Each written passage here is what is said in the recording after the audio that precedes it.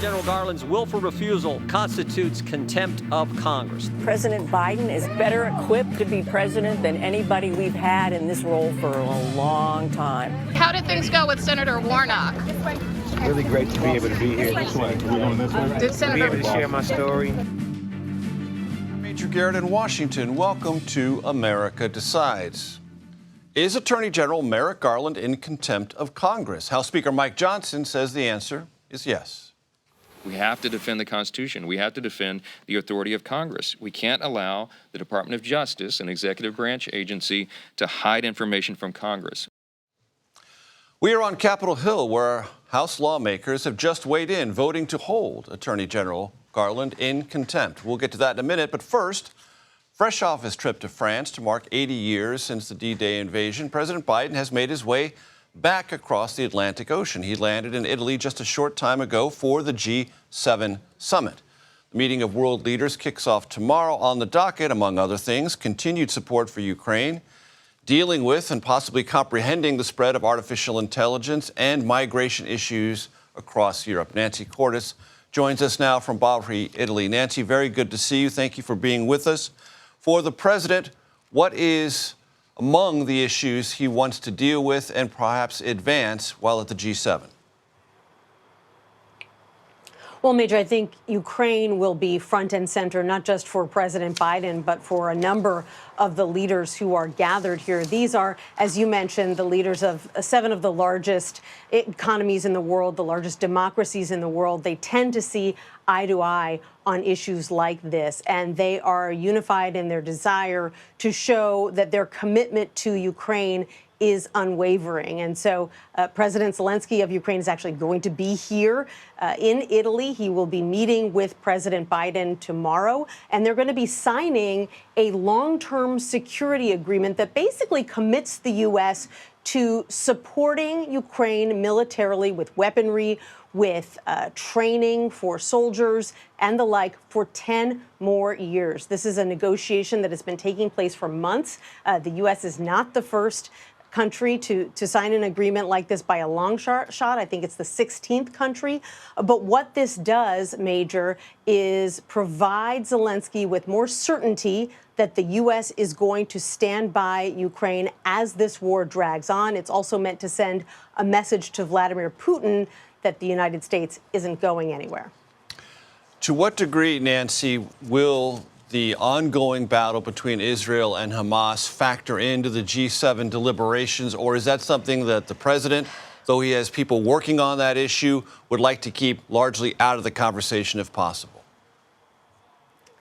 It's certain to come up, especially because the negotiations between Hamas and Israel are at such a delicate stage. But the challenge with the Israel issue in particular is that while these G7 countries are united on many things, Israel is not one of them.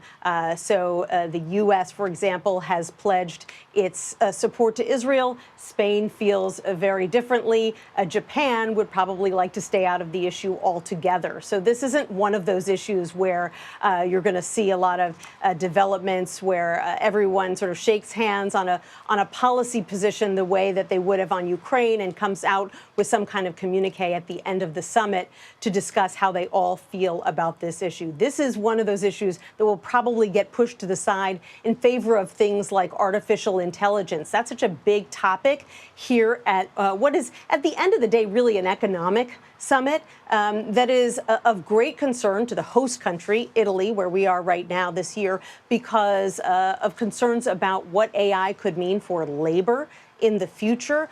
Could it make workers obsolete? In fact, the president of Italy feels so strongly about this issue that she invited the Pope to attend the G7 summit and meet with world leaders as well. So we'll see the Pope here talking to the president, talking to various prime ministers over the next couple of days, because this is an issue that he has said he wants to lead on as well. And Nancy, as you were speaking, we were showing live pictures of President Biden's arrival at the G7 summit, just disembarking, coming down the stairs of Air Force One.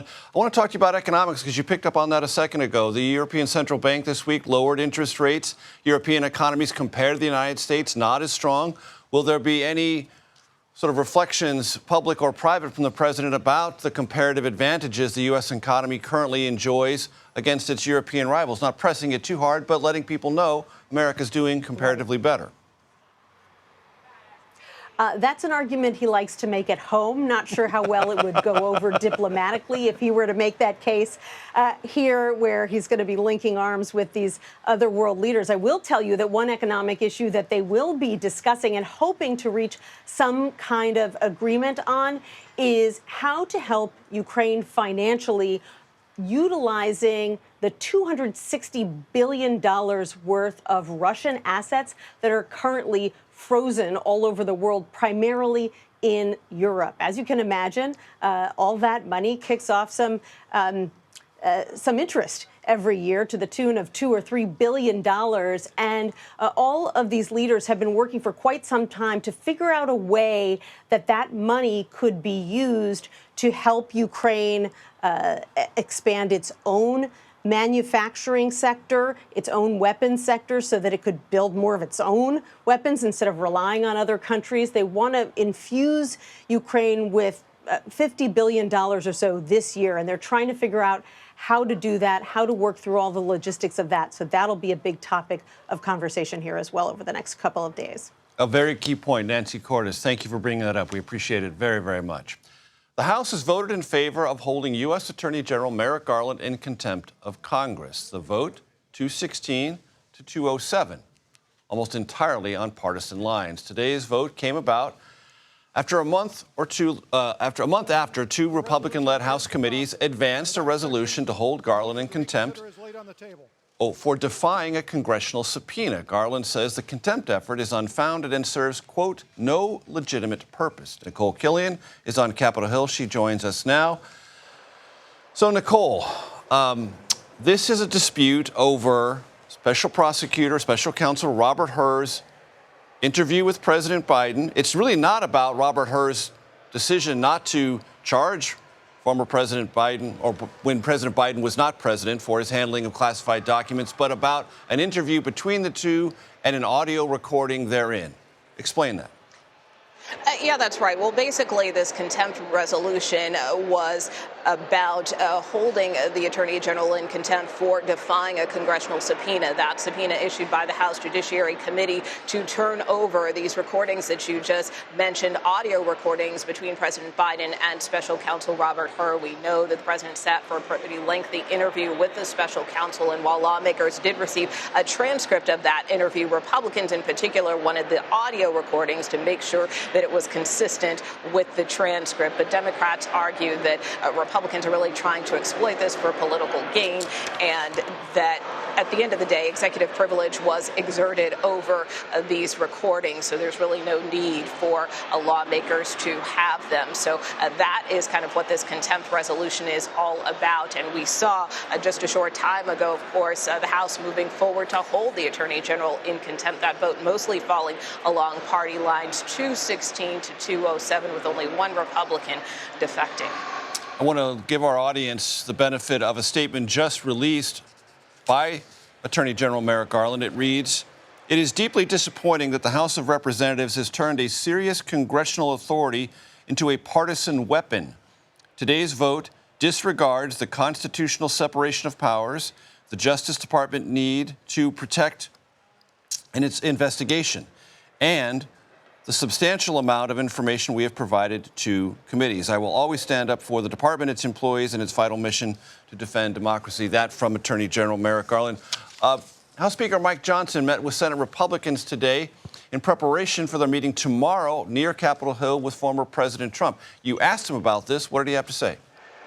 Yeah, that's right. And also worth noting the Speaker's statement on that contempt vote, too, saying that this was something that the House didn't take lightly and that they're just simply seeking transparency with respect to the special counsel investigation. But with respect to this meeting tomorrow with former President Trump, look, the Speaker has been actively working to lay the groundwork for the first 100 days. If the former president is elected, that is something that he talked to Senate Republicans about. And I asked him more about his plan. How much of this agenda will involve using budget reconciliations?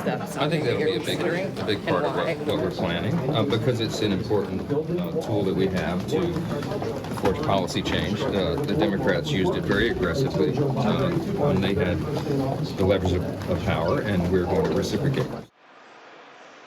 So I asked him about budget reconciliation because, as you know, Major, that is a process that doesn't necessarily require a full majority. It can only require a simple majority. And as the Speaker referenced, we've seen Democrats use that tactic to try to push their policies forward. I asked Leader Schumer his response to that. And, of course, he blasted the Republicans' agenda and said whether it's done by reconciliation or otherwise, that is why, in his view, he believes Democrats will be successful and win this election. So obviously, both sides kind of talking up their respective parties. But it is worth noting that certainly Republicans are not only trying to show a sign of unity in meeting with the former president tomorrow, but also trying to start planning their agenda as well. Also worth noting that during the Trump administration, Republicans, when they were in the majority, also aggressively used budget reconciliation to push forward their agenda and enact it.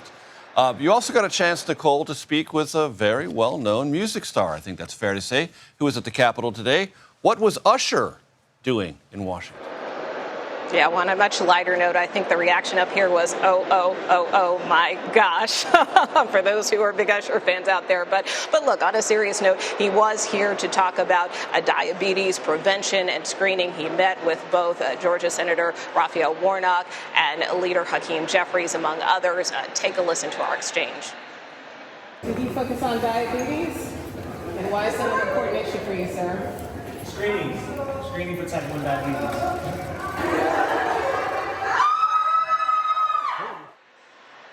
So as you hear, there are a lot of excited Capitol Hill staffers and fans waiting in the wings there. But in terms of this effort to raise awareness around diabetes, I mean, this is something that Usher later told me and other reporters, is very personal for him. One of his children suffers from type 1 diabetes, so he does want to raise awareness out of this issue, and also said that he may potentially, consider coming back here to Capitol Hill. There is legislation already in the works by Congresswoman Diana DeGette, and she met with Usher as well, and she told me that that legislation basically would help expand screenings and expand access to diabetes prevention programs. So it is something that was a key topic of discussion among lawmakers, and Usher here on the Capitol today.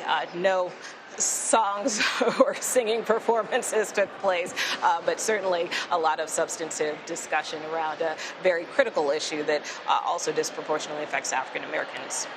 Advocacy needs eyeballs, and celebrities like Usher bring eyeballs, to be sure. Nicole Killian, thank you so very much. You bet. Hamas has proposed numerous changes to the proposal that was on the table. Secretary of State Antony Blinken says the U.S. is working to, quote, close this deal, unquote. He's referring to a proposed ceasefire agreement between Israel and Hamas. The latest on negotiations is next, right here on America Decides. Welcome back to America Decides. Secretary of State Antony Blinken says some of the changes Hamas has requested to a U.S. and UN-backed ceasefire proposal are, in his words, unworkable. Chris Livesay has the latest from Tel Aviv, where there are also mounting concerns about Israel's security and its border with Lebanon. U.S. officials are warning against what they fear could trigger an even bigger war in the Middle East. This after a shower of rocket fire from Iran-backed Hezbollah militants lit up the border with Lebanon overnight, sending Israeli families celebrating the Jewish holiday of Shavuot ducking for cover. Most were intercepted by Israel's Iron Dome. It was all in retaliation for Israel killing 4 senior Hezbollah commanders. One of them was Taleb Abdullah, the highest-ranking Hezbollah commander Israel has eliminated since October 7th. Speaking at his funeral, Hezbollah's number 2 vowed to increase our operations in intensity, force, quantity, and quality, adding, "Let our enemy wait for us on the battlefield." Now, since October 7th, more than 80,000 Israelis have been evacuated from the border with Lebanon amid cross-border hostilities. This as a long-sought ceasefire for Gaza hits a snag. Hamas has reportedly requested written guarantees from the United States for the withdrawal of Israeli forces from the Strip in order for them to release the remaining 120 hostages, pushing back against a proposal laid out by President Biden. A frustrated Secretary Blinken said Hamas could have answered with a single word. Instead, they waited 2 weeks and proposed changes. And as a result, the war Hamas started goes on. Major? Chris Livesay, thank you. In 2020, they were on Team Biden, but this year the Teamsters haven't yet, it's an important word, yet, picked a presidential candidate to support. Next, how both parties will get a chance to make a pitch to the Teamsters. You're streaming America Decides. Welcome back. One of the largest unions in the nation has yet to formally endorse either President Biden or former President Trump. And it is using that indecision to make a kind of interesting request. Teamsters President Sean O'Brien has asked to speak at both the Democratic and Republican national conventions. Over the course of the year, the Teamsters have invited Biden, Trump, and independent candidates to speak before their union. Back in 2020, the Teamsters endorsed President Biden. Democratic strategist Ray Zaccaro joins me now. He's formerly served as a spokesperson for the AFL-CIO. I think one of your lanes in Democratic politics is union working class workers in our country. First thing, let's establish the Teamsters endorsed Biden in August of 2020. So it's not that they're late, but they like to be courted. They like to be noticed. To what effect do you think this request to speak at both conventions is a kind of enlargement of that pre-existing strategy? Well, first of all, thanks for having me on, Major. Sure. I will tell you that unions are incredibly large and diverse and complex organizations. And the first thing I'll tell you about labor support for President Biden is unprecedented at this point. We had, about a year ago, I was here talking about the earliest ever endorsement of any presidential candidate that occurred on June 17th, 2023, almost exactly a year ago, where the AFL-CIO and its affiliates, 60 of America's unions, came out in strong endorsement for President Biden. In fact, I was at the event in Philadelphia on June 17th, and I don't know that I've ever seen a more enthusiastic crowd when President Biden walked out on the stage to acknowledge this support and really kick off his entire campaign with union support. And plenty of other unions have since followed suit. Absolutely, absolutely. And you know, I think that, you know, the union members are very clear. They know exactly who has come and shown up for them. President Biden's the first president in history to walk a picket line, a strike line with union members when he went to Michigan and stood in solidarity with the United Auto Workers. People don't forget that kind of thing. Meanwhile, the contrast was that President Trump went to a non-union facility and rallied with non-union workers and talked about his great support from unions because, of course, that he has to have that point on the tip of his tongue, but without the work to show it. I hate to be a props guy, but I unintentionally happen to have a list here of all of the things that President Trump did during his time in office that really undermined labor and really made it harder for unions to organize and to keep the ball going. One of the things the Trump campaign likes to talk about is, sure, President Biden has the leadership of the unions, but the campaign likes to argue they're closer to and will win the support in key battleground states like Pennsylvania, Michigan, Wisconsin, elsewhere from rank and file. Is there a disconnect? You know, when you talk about complex, large organizations, is that one of the things you're kind of low-level conceding? Well, no. What I would say this is the unions are a great cross-section of America. If you want to know how Americans work and live and feel, then look at the unions that they live in and work in. You know, and there's an extraordinary support for the work that President Biden's already done. He's created tons of union jobs, and people know that. Union members know that, but the unions are not monolithic. Yeah, they're not monolithic. Thank you, and certainly not immune to the same partisan differences and splits that we see everywhere in our culture, in our society, and at the ballot box. So, yeah, there are plenty of union members that are going to come out for Donald Trump. There are plenty of people that are going to vote for Republican candidates up and down the ballot that are union members. But the fact of the matter is, the core support that President Biden has within labor is extraordinary because he's been a really great president for labor. And what does this translate to in terms of operations on the ground. If you have union endorsements, union backing, and you need people to work phone banks, knock on doors, congressional or presidential? Well, I think that this is where you really see a real shift when we get closer to the election.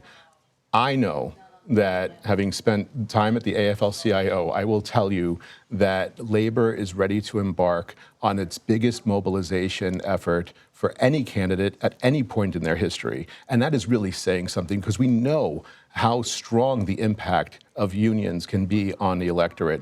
And I will tell you where it will also make a big difference. You just hinted at it, which is on these congressional races, on these Senate races, where you're going to see these really tight elections. I think that labor support may wind up being responsible for flipping the House to be blue again.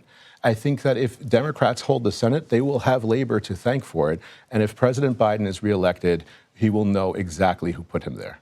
Ray Zaccaro, thank you very much for your time. We Thank appreciate you. it. Pickleball and politics. Interesting combination as the Biden campaign continues to worry about younger voters and their turnout modeling. The president looks to court older voters, and that's where pickleball comes in. You are streaming America Decides.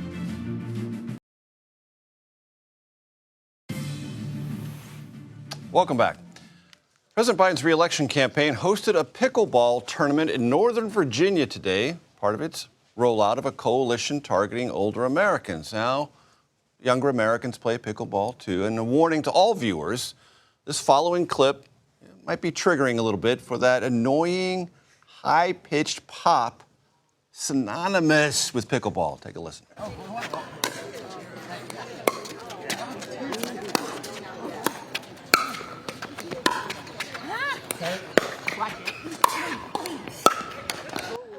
Don't worry, my ears have stopped bleeding. Anyway, between 20 and 30 seniors from the Manassas area attended this morning's event. Our Aaron Navarro joins us now.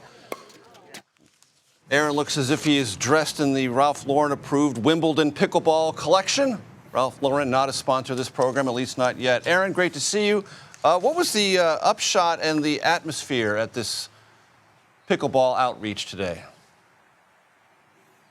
Major, pretty festive, almost Wimbledon-like, just at a much smaller scale. But this voting block is crucial for President Biden. He overperformed recent Democratic candidates in 2020, just a 5-point gap between himself and former President Trump in our 2020 exit poll. And there are more than 10 million voters 65 and older across the battleground states, according to census data. And that's why you're seeing the Biden campaign do bingo nights in Arizona, phone banks in senior centers, and yes, pickleball tournaments here in Virginia. I talked to the Manassas, Virginia mayor about the importance of the senior vote and why they're courting them. Take a listen to what she had to tell me. We know that our seniors are where it happens. They're the ones that can get our citizens motivated to vote, out to vote, get their children, grandchildren, all their friends and neighbors, because they like to talk. They're sitting around watching TV most of the day. So stays on the news channel all day long. They're hearing about all the polls. It is not deterring anyone from what they know they have to do come November. Some have already said, can we vote now? Can we? Early voting hasn't started yet, so got to get through the primaries, but they're very excited and very energized. And this is a group of voters that the Biden campaign can work with. If you look in our CBS News polling from earlier this month, Trump does have a double-digit lead when it comes to these voters. But again, he's done better with this group of voters compared to other Democratic presidents in the past, and he's looking to repeat that this November. Aaron, as you well know, recent CBS News polling data shows that former President Trump does fare right now better than President Biden in terms of registered voters' perceptions of their cognitive abilities. I understand you had a chance to talk to some of the people there about that. What did they tell you? Now, most of these voters that I talked to, both at the pickleball tournament and here at this early voting site in Haymarket, Virginia, leaned Democratic. But when I asked them about age and also that question about if they believe President Biden can be competent in a second term, they brought up, one, that Trump is not that much younger, and two, that other issues might take precedent. Take a listen to what these voters had to tell me. Maybe as an older person or whatever, I see their ages so negligibly, so similar. That's not even really a relevant issue for me. What I see is more the complete diversity of their worldview like Trump is very kind of cruel and backward-looking and wants to roll back progress, and he's mean-spirited. He's old. They're both old. I wish we had younger people running. I think it's disturbing that we haven't cultivated younger leadership, but I also think he's competent. Now, that contrast between Biden and Trump is something First Lady Joe Biden is going to highlight as she goes to Arizona, Nevada, and Wisconsin, among other states, later this week for events around the Seniors for Biden-Harris coalition. Aaron Navarro, thank you. And just to note, that is an early voting site for the Virginia primary, not early voting for the general election. Aaron Navarro, thanks very much. I want to bring in our political panel. Kevin Sheridan and Chuck Rocha join me here at the table. Kevin previously served spokesperson for the Republican National Committee and was a senior advisor for the Romney-Ryan campaign back in 2012. Chuck is a Democratic strategist who worked on Senator Bernie Sanders' 2020 presidential campaign. Great to see you both. Pickleball in the way to seniors' hearts, Kevin Sheridan? Yeah, I've done a lot of campaign events. I've never feel like a stretch to you? Seen one like this. The pancake breakfast that's in New Hampshire, the pickleball in Virginia. I mean, I guess this is a primary play, but I think they're really worried about Virginia. I think they're starting to get worried about some of the blue states like New Hampshire. But if they're opening offices in these places, they must be seeing the same numbers everybody else is and getting really worried that these states are in play now. Chuck, a sign of concern with the Biden campaign that it's spending any time in June in Manassas, Virginia, Northern Virginia? Here's what concerns me is you used to have me on this program to talk about young people, and now we're talking about old folks and pickleball. That's what's concerning to me. The second thing I want to tell you, Major, is for the first time in my political career, I had a campaign this year say, can we put the logo on a pickleball paddle? This has become a thing. People do this. Old folks love it. So I love any time that Biden or any other campaign's trying to be culturally relevant in a demographic, whether we're in Virginia, New Hampshire, anywhere else. I think just being out and showing active campaigning, especially around the primary that's fixing to happen in Virginia, is a good thing. Are you nervous about the president's reelection prospects in a state like Virginia? I'm a Democrat. I'm nervous every day, no matter what. what. Come on, that's a standard answer. Seriously, you know it's a matter of resources, allocation, attention. It's finite. Money, it's finite. Major, you know this. If I'm spending money, if Democrats are spending money on the president in Virginia, we're in a world of hurt. Now, watch how the TV spend is going. Having a pickleball tournament is much different than buying $1 million worth of TV. Mm-hmm. If we start buying TV in Virginia, things are going the wrong way. You would agree with that, Kevin? Yeah, totally. And you think Democrats should probably spend money in Virginia? I think. Does it feel vulnerable to you? These numbers are starting to look. What are you talking about? All the state polling numbers that we're seeing are very good for Donald Trump, including in states that were previously assumed to go blue. Virginia being the number one. New Hampshire, possibly Minnesota. Yeah, and if those are in play, that means the blue wall states are really tipped over now. Wisconsin, Pennsylvania, Michigan. Pennsylvania. He needs one of those to win. Former President Trump, yeah, right. Right. So if those states are an indication that things are getting close in places like Virginia, that's ball game. And Chuck, when you hear Kevin talk about it in those terms, do you agree or disagree fundamentally, looking at the underlying realities of this race as they currently present themselves? Look, I've been running campaigns for 34 years. Me and you've had lots of conversation. We're in June, for God's sakes. There's going to be polls all over the place where you're going to see, and you can look right now. You can look right now where Joe Biden and Donald Trump has spent their money, and it's in the 6 battleground states, the blue wall that y'all talked about, including then Arizona, including Nevada, including Georgia. That's where you should watch. That's where most of this. Can Minnesota start playing around a little bit, or Virginia? That could be, but until you see a media buy, I'm going to stay centered on those 6 states. Do you think, Chuck Rocha, the conviction yesterday on 3 counts against the president's son, Hunter Biden, in any way, shape, or form influences the politics of this campaign? I don't. I think that one thing that it does do, though, Major, is I think that instead of him being the president or a former president like Donald Trump was, I think it gives an opportunity for Joe Biden to show more compassion and show what it's like to see a father and a son who's been through a lot of struggle, who got punished for something that he did. But when he gets to be fatherly and show empathy, it's always a power move for Joe Biden because it just comes so natural to him.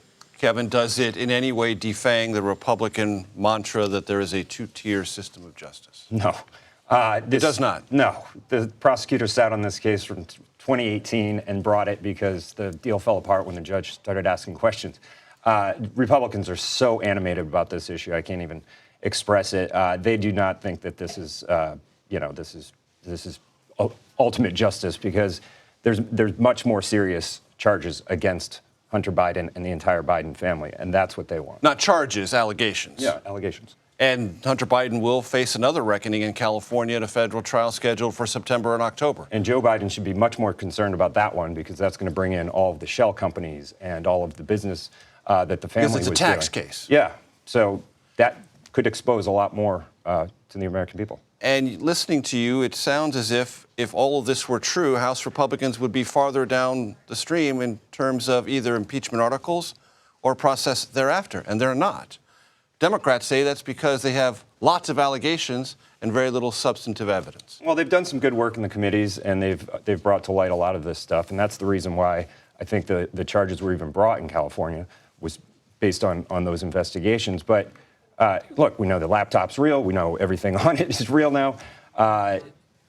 Impeachment is obviously a very risky play, and I don't think they're there yet. Kevin Sheridan, Chuck Rocha, thank you very much. Longtime political journalist Howard Fineman has died after a battle with pancreatic cancer. His family announced that Fineman passed away Tuesday night. Fineman covered countless election cycles and presidents.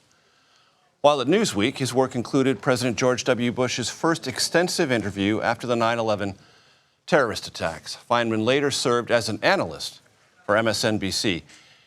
His wife Amy wrote today, quote, "The world was a better place because he lived in it and wrote about it. For what it might be worth, I completely agree." Howard Fineman was smart, witty, compassionate, and he had an odd habit of looking out for young reporters, even though he knew there was no professional or social percentage in him doing that. I was one of those young reporters Howard Fineman looked after and encouraged. I will miss Howard Fineman. He was 75.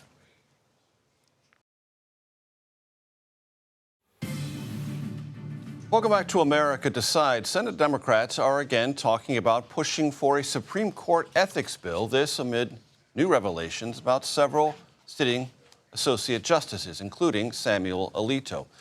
Justice Alito was secretly recorded by a liberal filmmaker who was pretending to be a Catholic conservative at an off-the-record event held at the High Court earlier this month. The two were discussing whether it was possible for ideological opponents to find compromise.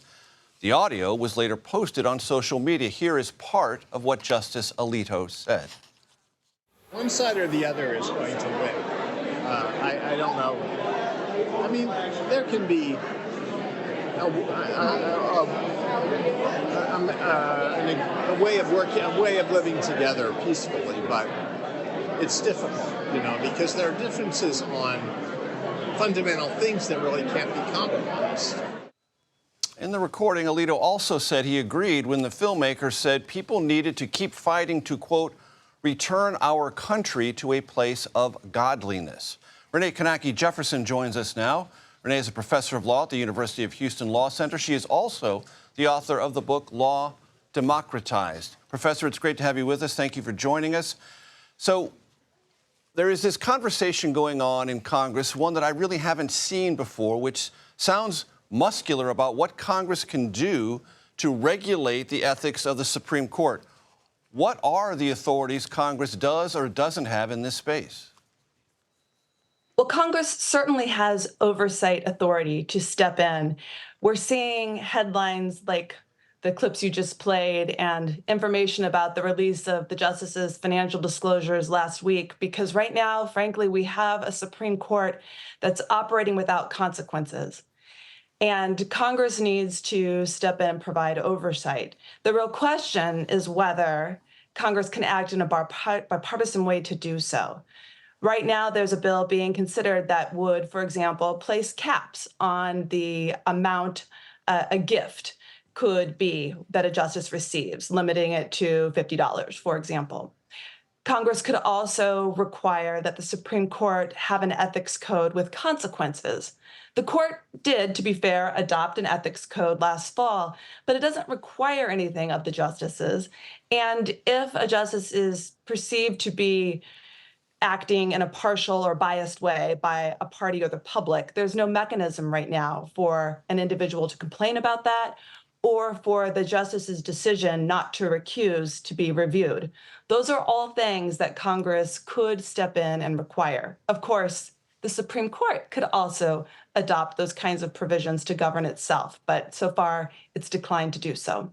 And on that point, Professor, quite separate from what Congress can or can't do or whether it can assemble a bipartisan majority to move forward on any of these initiatives, is there any sense, based on your research and looking at available public data and polls on this, that the Supreme Court, whether it intends to or not, has sort of lost the plot when it comes to public confidence and ethics credibility?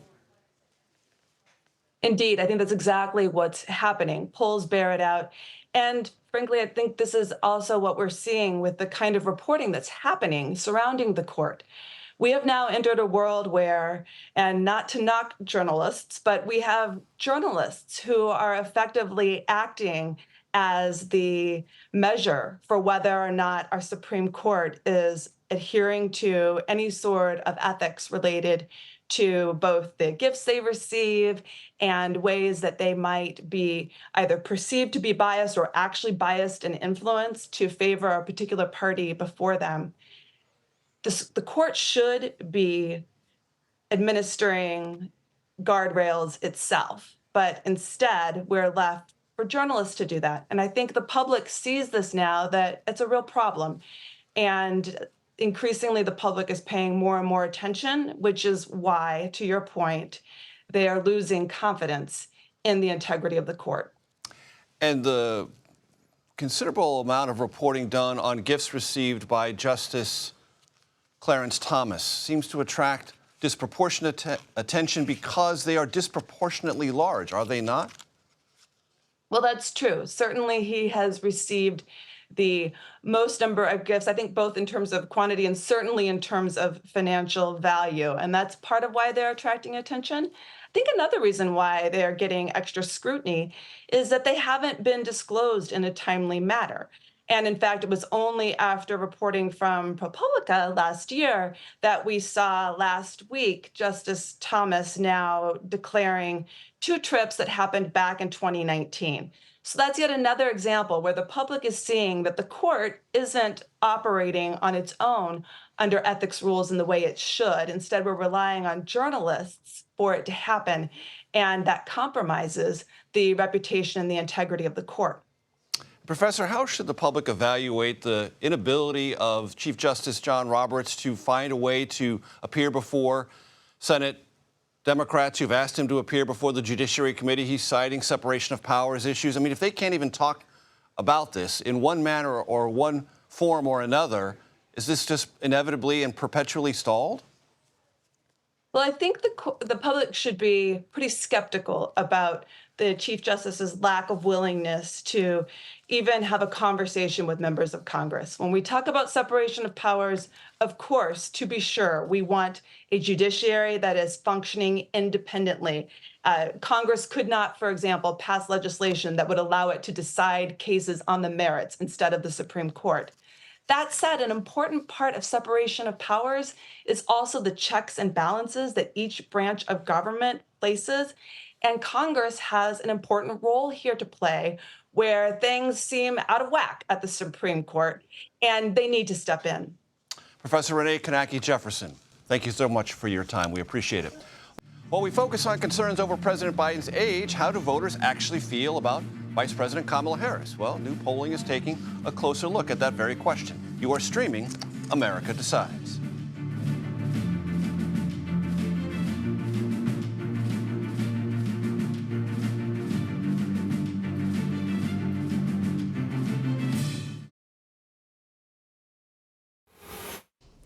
Welcome back. As concerns over President Biden's age continue to hang over his re-election campaign, one new poll suggests Vice President Kamala Harris isn't performing much better.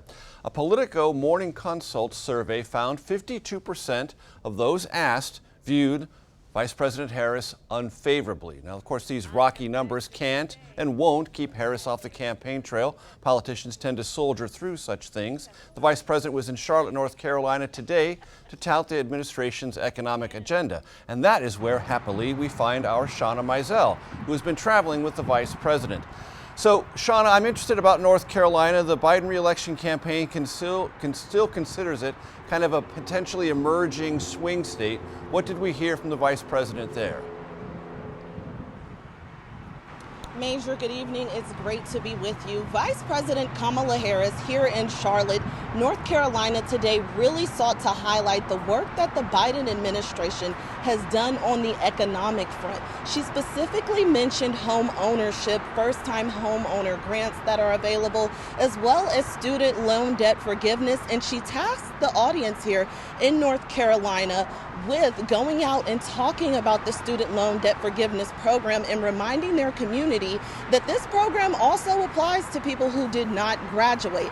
And since this event was held at a historically black college and university, she specifically sought to hone in on all of the work that they have done, specifically addressing the black community and the economy. In addition to covering the vice president, Sean, I understand you also had a chance to talk to at least one or two voters there in Charlotte. Any observations from them? Many of these voters conceded that the economy is one of the top issues for them. Let's take a listen to what one man from Charlotte told me. It seems like your dollar or paycheck is not stretching as far as it did once before. Everything has gone up, from prices to groceries to gas, but our paychecks are not going up. So what we spend on necessities, have stretched our dollar more than we like it to be. Now, Major, that man himself is a banker, so he's certainly keen to what's going on here in the economy in Charlotte. And was that voter you talked to, Shauna, there at the Biden-Harris event? Yes, he was there at the event. He was a member of Kappa Alpha Psi, a Divine Nine fraternity. This event had a big showing of the Divine Nine community. As we know, Kamala Harris is a member of Alpha Kappa Alpha Sorority Incorporated. And just to be clear, noting those economic pressures, is that person you talked to still a supporter of President Biden's re-election? He said he plans to support Biden in November. He mentioned the fact that Trump was recently convicted in that Manhattan trial, but he says he wants the Biden administration to do more work on the economic front. He acknowledged that they have ways to go, but they still certainly have his support as of now. More work to do on the economic front, even from an attendee at a Biden-Harris re-election event. Interesting. Shauna Mizell, thank you so very much. From time to time, here at America Decides, we like to end the program by looking back on significant historical political events. So today, let's go back to June 12th, 1987. Then, President Ronald Reagan stood yards away from the Berlin Wall, which split East and West Berlin. At the time, this barrier stood as a kind of landmark, a divide between communism and Western democracy. 37 years ago, Reagan delivered one of the most memorable lines of his presidency. It was directed at his Soviet counterpart. If you seek prosperity for the Soviet Union and Eastern Europe, if you seek liberalization, come here to this gate. Mr. Gorbachev, open this gate.